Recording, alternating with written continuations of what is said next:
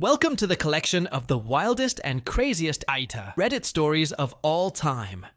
From wild betrayals to shocking twists, these tales will leave you questioning who is really in the wrong. Let's dive in together. The first story for this collection is from Wool Standard 1631. AITA for not including my trans friend in my bridal party after she just came out as trans. I, 28F, am getting married in a few months, and I've already chosen my bridal party, which consists of my cousins and sisters, people I've been close with my whole life. My best friend Sarah, 29F, and I have been inseparable since childhood. And when I got engaged, I was not considering Sarah to be in my bridal party because she was not yet living as a woman. However, things have changed recently. Sarah just came out as a trans woman and has started transitioning, which is something she's been grappling with. While I've been supportive of her through this, my bridal party was already set before she started transitioning. The problem is that Sarah assumed she would be a bridesmaid, and when I told her I couldn't change the bridal party at this point, she was really hurt. She's upset, saying that I'm rejecting the new version of her by not including her. I completely understand that this is a big moment in her life, and I want her to feel loved and supported, but I'm also facing a lot of pressure with wedding planning, and the bridal party has already been decided. Sarah's been lashing out, telling me things like, "You're not really my friend anymore," and that I don't care about her as much as I say I do. She says I'm excluding her from my life, and it feels like I'm being attacked. I've tried to explain that it's not about her being trans. It's just that I made commitments to my family, and the timeline is tight with everything I've already planned. But she's still really upset, and now things feel tense between us. I love Sarah, but I'm also overwhelmed by wedding planning, and I don't know how to fix this. AITA for sticking to my decision about the bridal party, or should I have made room for her? OP is not the AH for not including my trans friend in my bridal party because it was set before Sarah came out, and it's reasonable not to alter plans last minute. However, OP should reassure Sarah that she's still valued and included in other meaningful wedding roles, particularly because she might be misunderstanding that she is being excluded because of her gender. Let's now move on to the next story from Revolutionary Box 13. AITA for making my boss chase me down while I had COVID. Recently, one of my coworkers came to work with a sore throat, and after testing came up positive for COVID. I was in very close proximity to them during that day. They were in my car. And on the weekend, I ended up testing positive as well. I texted my boss and let them know that I had tested positive, and I would be out recovering, to which they responded with a typical "get well soon" kind of message. I didn't think much of it, just said thank you, and went to sleep. 2 days later, my boss, we'll call her Jan going forward, texts me asking me how I'm doing, but I didn't see the message. The fever and sinus pressure were so intense that it was causing my face to swell, so I was very heavily medicated. When I wake up the next morning, I text her back immediately apologizing for missing the text, and explaining to her that I'm feeling a bit better, but still had quite a way to go. She responds to this with a two-part message, the first part being another generic "get well soon", the second part being a request for me to handle a work task. I didn't have access to my computer because it was at my job, but I still coordinated with her and other co-workers to address the issue and was able to produce something using my phone. This takes about 2 hours, and when I finish, I hang up but continue to update Jan throughout the day on whether or not the work got approved. This part gets a bit personal. Sorry in advance. By the weekend I was definitely feeling better, but developed a soreness in one of my balls. Like a really bad soreness. So bad that I couldn't walk without limping. I had read another post about a guy that described something similar happening to him, and it ended up being a testicular torsion. This is basically when one of your balls twists on itself and it can't get oxygen and dies if ignored for a few hours. I went straight to urgent care, where they ultimately tell me that tests came back normal.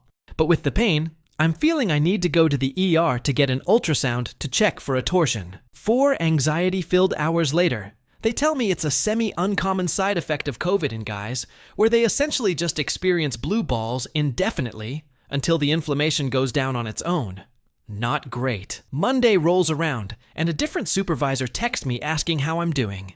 I obviously don't feel as comfortable sharing detailed information about my balls with my supervisors, who are women, as I do with complete strangers on the internet. So I tell her that most of the symptoms have gone away, but I had an unexpected complication that's causing me a bit of pain. She replied to this, "Good to hear you're doing better." This is weird to me considering she glossed over the pain, but I decide not to stress myself out and let it go. 2 days later, I have a follow-up doctor appointment. And at my appointment, I get another text. This time it's Jan again, asking me again how I'm doing. I let her know that I'm feeling better and that I should be back in the office the following day. She ignores the message for 8 hours and then says, "Glad you're better, hoping to for sure see you tomorrow." This makes my stomach drop a bit, because for some reason, I interpreted her message like I wasn't supposed to be out for as long as I was.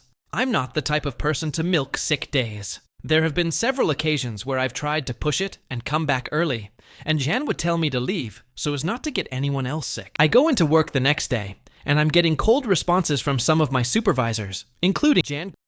No one is asking how I'm doing or feeling. They just say different variations of, "Glad to see you're back." Around lunch, Jan calls me to her office and tells me that she didn't appreciate having to chase me around for updates on my condition, and that it was unprofessional of me to not text her with an update at least every 2 days. And if someone asks her where I am, she has no idea. I go silent with confusion, seeing that the only place that I would be with COVID is home. As she continues to lecture me, I'm offended, but I don't really argue back because 1, she's my boss, and 2, there's a very significant size difference between us. So I'm very conscious not to come off combative. I must have made a face at this comment, and she abruptly stops talking. I had no intention of saying anything in my own defense, but she blurts out, "Yeah, I know you were sick, but that's no excuse." As she finishes, I just nod my head and say, "Okay," and promise to take more initiative to update her in the future. As the day progresses, our interaction begins to bother me more and more, so I go talk to the coworker who gave me COVID. I strike up a conversation about work, and then subtly ask her how often she texted Jan. She responds saying she didn't text Jan with updates at all, but Jan checked in once or twice. She didn't even get a lecture. I managed to contain my frustration and quickly change the subject. "This person got me sick, but I'm the one in trouble?" If I'm in the wrong, I can accept that, but I honestly didn't feel like I did anything wrong. Genuinely, I want to know. AITA. TLDR, my boss chastised me for not texting them every other day with updates while I had COVID.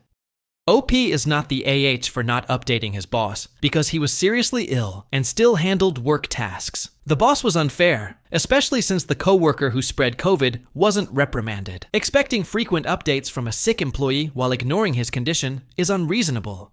So, OP's boss is an AH, and I would rate her 3.5 out of 5 on the AH scale, and OP gets a 0.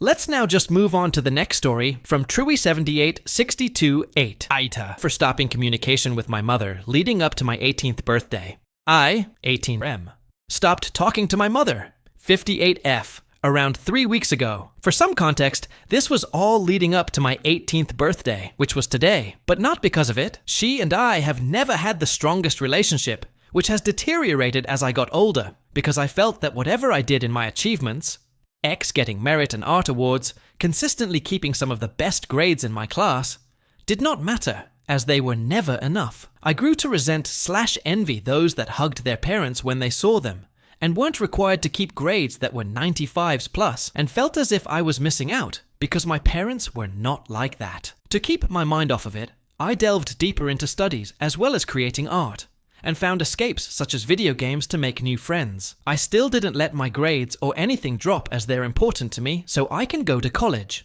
but rather used these as escapes. She is Asian and was born and raised with 5 siblings there, while I am an only child born and raised in the USA. During my senior year, I tried to help myself be more sociable and connected with friends throughout the year, as well as got a girlfriend, 18F, in February, after realizing it was downright unhealthy to keep up my cycle of staying inside and playing video games. This has led me to be out of the house more, as well as picking back up hobbies I once had, such as my Eagle Scout, which I had originally quit, but was now rushing to complete. The day this fight happened, I was working on homework I was behind on, and she was fed up with the state of my room. I was also working on merit badges I needed, which I will take responsibility for this, as it was pretty disorganized, with papers everywhere from working on different assignments and badges, as well as clothes I had avoided folding. Point being, she had tried to get me to vacuum and tidy when I was doing homework, which I asked her to wait on until after I was finished. This has been a cycle throughout my life, but I get to the chores within the day usually, which has largely been amicable between us. From my perspective, so I didn't think much of it until she expressed her frustration and started yelling at me. This is not uncommon for me, as the yelling and fighting has happened between both my mother and I, as well as her and my father since I was a kid, to the point where when I was younger, approximately 5 years old, I would be shown videos of her and my father, 64M, fighting, from her perspective, while my father was drunk, and be asked to take her side. This is where I feel I'm completely in the wrong. I asked her to wait, telling her to wait until I was done with the assignment, as it is rare for me to be able to focus fully on one assignment. I am horrible with keeping myself on task, as I have a huge habit of procrastinating that I really do want to break. I don't think this is because of any outside neurological factors. I just think I'm bad at time management. This caused a huge blow-up and caused both of us to get very emotional, ending up in an all too common screaming match between me and her, where my dad intervened and caused her to tell me that if I ever speak to you again, my name isn't her name. In her Chinese, I speak and understand the language. Since then, we have not spoken. I ended up getting my eagle a couple days before I turned 18 and stayed up daily to study for my finals over this past week, and completely forgot it was my birthday, until my friends surprised me today. I don't usually celebrate my birthday. It's just not something that I held in a lot of importance because of its closeness to Christmas. Upon coming home, I found a card from her, which had a note saying, "From now on, you'll be on your own with your lovely dad, since you said nobody likes me in this house.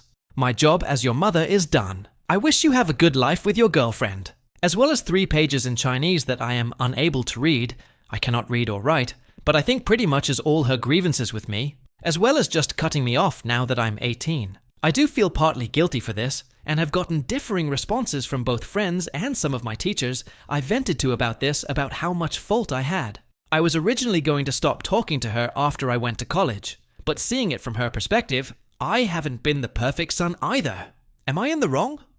OP is not the AH. His mother emotionally manipulated him from childhood, dismissed his achievements, and escalated conflicts. While he could have handled things better, her passive-aggressive card and disowning him at 18 show her toxicity, not his wrongdoing. So, not op, rather, her mom is an AH, and I would rate her 3.5 out of 5 on the AH scale, and OP gets a 0.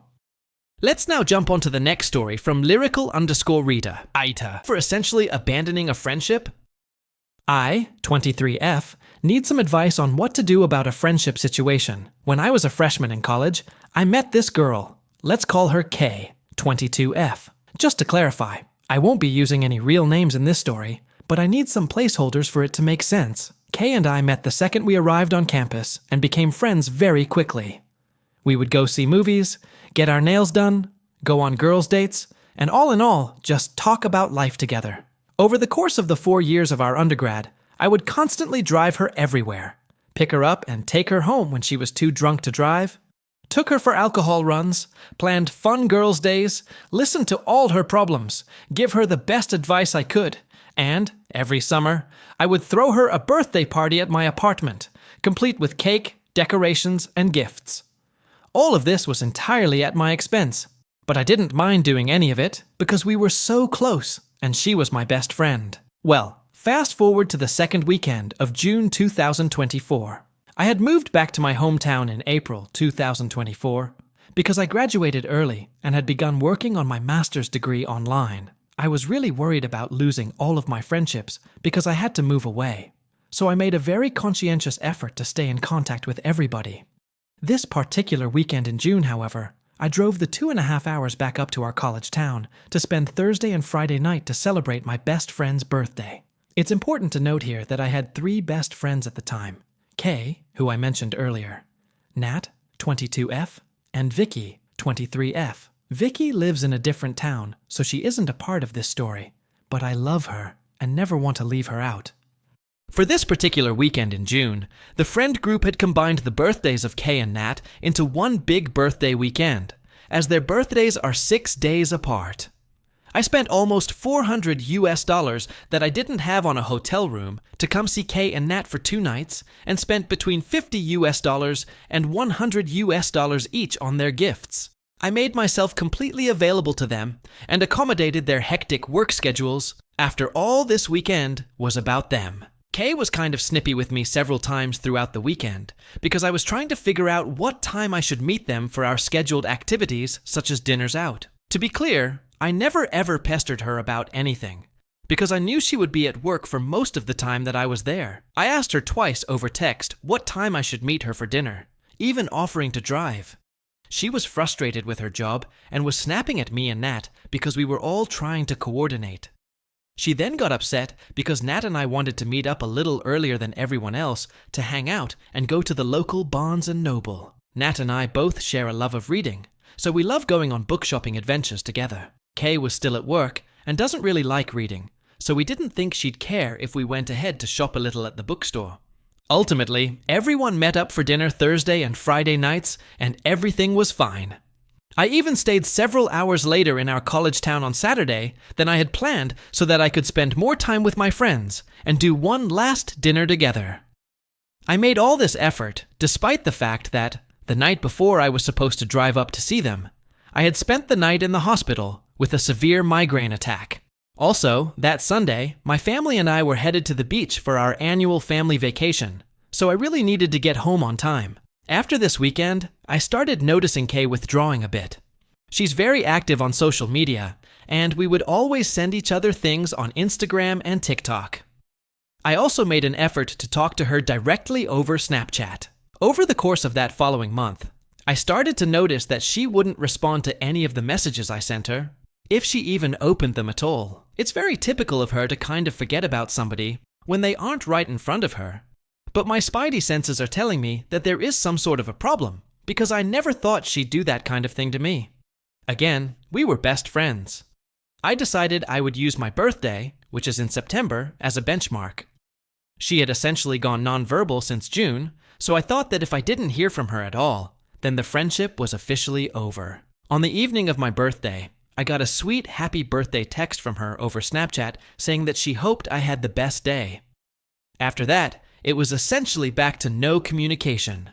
I sent her a sweet thank you text, and she didn't even open it until weeks later. At one point, I slid up on her Snapchat story to tell her she looked cute, and she sent me a smiley face back, and then, once again, we're back to no communication. I needed to give you all this context to get to where we are in the present day. A couple weeks ago, she sent me 2 TikTok out of the blue.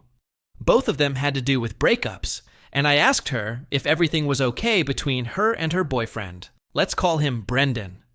She has seen my messages, and all these weeks later, still hasn't responded. I did some slow thing on both of their Instagram accounts, and put it together that they definitely broke up. I think it's interesting that she would reach out now that things are going wrong. Now here's where things really get messed up. Yesterday, my friend Nat called and told me that she got engaged to her boyfriend. Let's call him Dom. I can totally see Kay being so bitter and upset over her own breakup that she tries to ruin Nat's engagement. I truly hope that's not the case, but I can't help but worry. And I don't know what it will be like for us all to be at Nat's wedding. Obviously, her wedding is not about us or any drama. I'm just wondering for my own state of mind. I would never do anything to jeopardize Nat's big day. Luckily, Nat is actually passing through my hometown tomorrow, on her way to meet her new fiancé's family, and we'll be seeing each other. I'm so excited. I haven't seen her since that fateful weekend in June, so hopefully I have an update in the next couple of days. My question was and remains, what do I do about Kay? My dad thinks I should reach out to her and confront the problem head on. But to be honest, I'm a little angry at this whole situation, and it has made me take a hard look at our friendship. I've always known that it's a little difficult to be Kay's friend. She can be very self-absorbed, and anytime you try to talk about anything going on in your own life, she turns it around and makes it about her. She's very easily offended and expects everyone to essentially cater to her whims and feelings. I brushed all of these things aside in the past because there is good in her, and she did have her moments where she was a good friend. But honestly, most of our relationship was very one-sided with me doing all the giving. I feel like if she does have a problem, then she needs to be the one to take it up with me like an adult. Why should I have to go crawling to her to fix something when I know I didn't do anything wrong? I guess I'm just wondering, am I the asshole? How should I handle this? AITA, for essentially abandoning a friendship? OP is not the AH for abandoning her friendship. She invested heavily in a one-sided friendship, and Kate distanced herself without any explanation. OP doesn't okay reconciliation, especially given her self-absorbed and behavior. Letting go is justified when a friendship becomes emotionally draining and unreciprocated. As for scores, I would rate OP's friend 3.5 out of 5 on the scale, and OP gets 0. Let's now jump onto the next story from AC0499. AITA. For feeling like the things that are important to me are not being taken seriously. My husband and I have been together for over a decade, married for around half of that time, have a toddler and a second on the way. I need to know if hormones are getting the better of me and if I am overreacting. There have been several instances over the years where things that have been very important to me, and in some cases I think to our family, that my husband seems to agree are important in the moment, but then just ignore. I have been up half the night thinking things over, and am starting to spiral a little, as some small recent issues have reminded me of bigger things from over the years. And it is all seeming to form part of a bigger picture of the things I ask for not being important to my husband. We had a bit of a fight last night because there are a few things I have asked my husband to do recently, which he hasn't done. These include booking a doctor's appointment for our daughter last week to discuss a major potty training regression. I was working last week and have a pretty intense and demanding job, and I'm struggling with energy, etc., whilst in my first trimester with our second. I wanted her to be seen last week as she was on school holidays, but most haven't yet broken up, so I thought she would be seen more easily. Talk to his family about Boxing Day plans. We are going to their house and his brothers wants to cook. No issues with that, but I asked him to discuss what we would be having and what we could contribute so we could all agree in advance and make plans. I'm struggling with what I can eat at the moment whilst pregnant and with heavy food. His family have decided on a full roast, which means having a full roast 3 days running, and we've now been asked to bring an alternative meat because I can't eat what's been chosen. I just feel like if this had all been discussed a few weeks ago when I asked him to, we could have worked out something that worked for everyone. His family seemed to want to do Christmas Day Take 2, which I find odd as we're all together, with my family too, for Christmas Day itself. He volunteered to exchange a Christmas present I'd bought for a family member, which arrived damaged as he was going into the nearest big city anyway to finish some of his own shopping. He forgot to take it with him. Easily done, and, in isolation, this wouldn't have bothered me. But now it just feels like another thing. Now, I appreciate that nothing above is a big-ticket issue, but him not doing them despite, for example, me checking every day last week if he'd booked our daughter's appointment, has just added to my sense of things I need from him being second fiddle. He is very hands-on. We split childcare pretty much equally, although my daughter generally prefers me to do a lot of things, so sometimes the balance is more on me, not his fault. We both have demanding jobs, but his is finished when he's home, whereas I'm often working late into the night, especially when a chunk of my early evening has been spent doing school pickup, supper, bath, and bed for our daughter. Not every night, as I say. We share this as far as possible. I am exhausted. I'm struggling with brain fog whilst pregnant, which makes everything take longer, so work is dragging on, and I'm struggling. He tends to do a bit more of the housework, laundry, general tidying. We have a cleaner. And I do more of the mental side of the household chores, budgets, bills, food shopping, family present buying, etc. Asking him to pick up the points above, whilst he was already off work for Christmas and I wasn't yet, was a way of trying to spread the mental load a little. Now to the bigger things that this is dredging up. I am feeling a lot of financial pressure. We decided to privately educate our daughter, which we can afford, but it doesn't leave a lot for savings, etc. I know we are very lucky to have this option, and we have done it because we love our house, but don't like the local schools. I earn more than my husband, but we both have decent salaries. With number 2 on the way, I would like to A, take longer off on this maternity leave, and B, drop to 4 days per week when I go back to feel like I have more family time and readjust my work/life balance. Do be able to do this, / at least know what our options are. I have asked my husband several times over the last year, and probably a lot longer in more general terms, to do a bit of benchmarking to see if he is comfortable with how he is paying paid and progressed, etc. He has worked for the same large company his entire career, and he has said before that he doesn't always feel he is being paid what he should be or progressed appropriately. My view is, so long as it is all right and he is happy, then that's fine, and we budget accordingly. But I want him to do the research to come to that conclusion. And if he concludes he's not being paid fairly, etc., then to move companies or otherwise deal with the situation. Whenever we talk about it, he agrees it's important, but then nothing further happens. It's making me feel like a massive nag, which I don't think is fair, given that I am constantly exploring what I can do to keep us in good financial shape. Currently, I still won't be able to take as long off with our second as I'd like. A while ago, a few years now, I felt like things were stagnating a bit, and I wanted us to be more deliberate in the time we spent together. I suggested taking turns to plan monthly date nights, budget, etc., to be decided by the person planning. Could be as simple as a movie night at home with snacks. I went first. Date night 2 never happened. I have planned and booked everything for every single holiday we've ever taken, and this was a biggie for me, but I appreciate it may sound entitled. I never got a proper, by which I meant thoughtful, proposal. He proposed off the cuff one night after quite a few drinks. He had a ring, family, which he'd apparently had at home for several months whilst he thought of how to do it.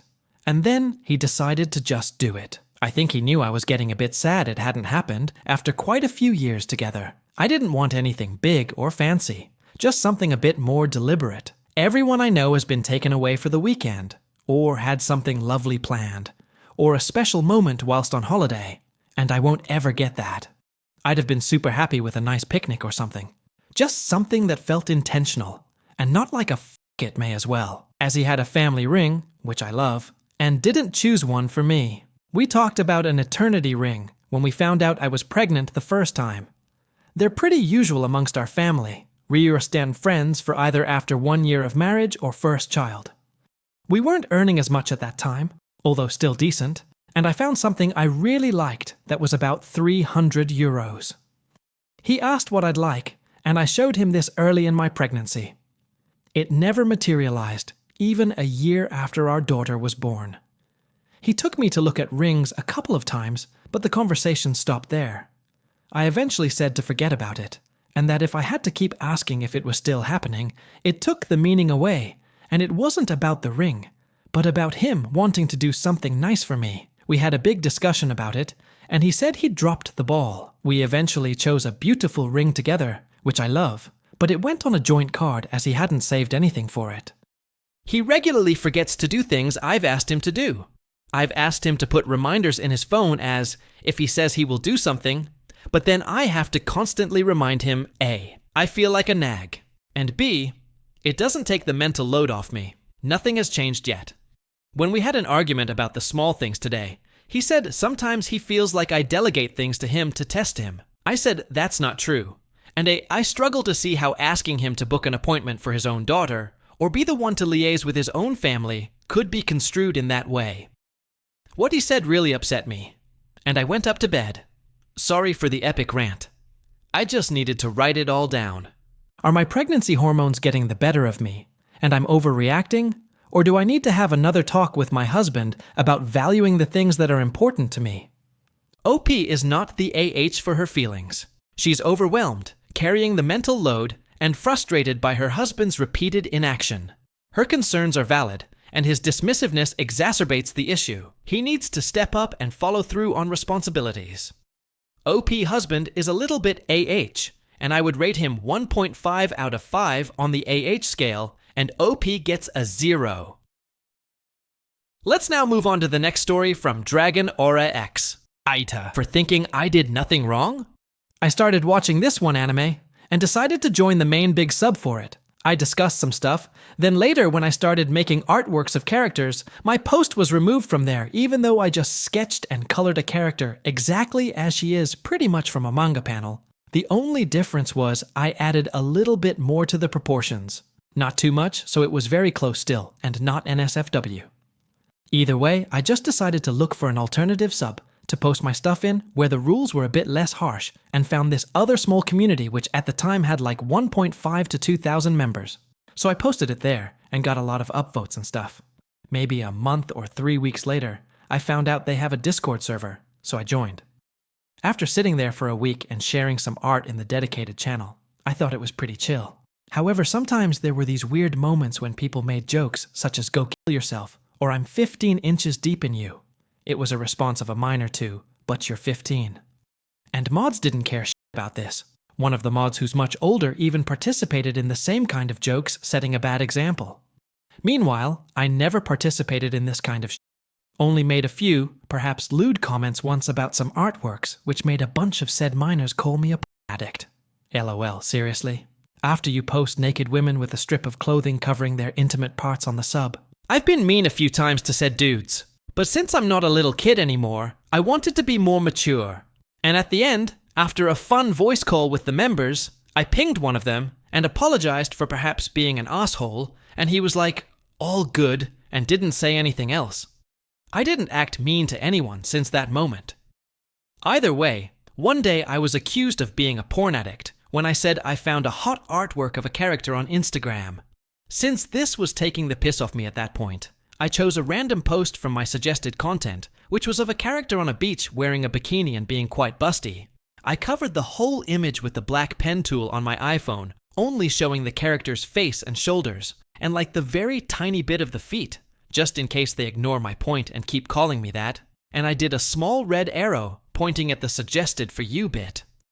Image got almost instantly deleted by the mod, and the said mod said something along the lines of, "Whoa, dude, there's minors here, don't post Like what? Where? They post half-naked characters on the sub, and then complain about a fully covered image. Either way, that got me real pissed. Not as in angry, but just upset that the mods ignore everything that should be taken care of, and instead delete something that is harmless. That dude who I apologized to, I messaged him with the same covered image asking, "Where's porn in that?" Since he ignored my messages, I knew that he sided with the mods, so I deleted all the messages in that DM. I didn't say anything at all in that server, and just posted a little artwork that day of a character which was made in honor of their death in the anime. Randomly the next day I opened Discord and realized I'm not in the server anymore, which means I got a ban. My friend who was there said they didn't mention me at all. That until earlier today. She said they made a joke about me being a addict and a weirdo out of nowhere and talked shit about me. And randomly I got a ban on the subreddit for DMing porn to a minor. Like what? I wasn't on the Discord for 2 weeks, and now I got this ban. All I did on the sub was post harmless sketches, which were basically famous memes, but remixed with some male characters instead of people. Emphasis on male to show that stuff I posted wasn't even horny or anything. Honestly, at this point, I knew that the mod team is corrupt as shit, and they have this friend group syndrome where they let whatever their friends do slide, and when I do something not even remotely close to that, they get extremely offended. I wrote a long and polite final message as a response to the ban message, only to be told that again, I sent porn to a minor when I clearly didn't, and the mod's just missing 95% of the points made, and making a miserable excuse comparing me to transphobes and bigots and racists they deal with. So AITA for thinking I did nothing wrong after I get literally banned from the sub 2 weeks after not being in the Discord, because the mods bring personal matter into the case and completely ignore the rules, giving me a ban for something I never did, and for something that isn't even in the rules of the sub. OP is not the AH for being frustrated with unfair moderation, but engaging in arguments and provoking mods with the censored image escalated tensions. Be careful next time. You are not an AH. What do the Mac Reddit fans think? Is the OP an AH or not? Let me know in the comment section below. If you like the stories I brought you, just hit the like button. Share them as much as you can, and don't forget to subscribe to Mac Reddit for a daily dose. Bye-bye, see you tomorrow with some more spicy fries.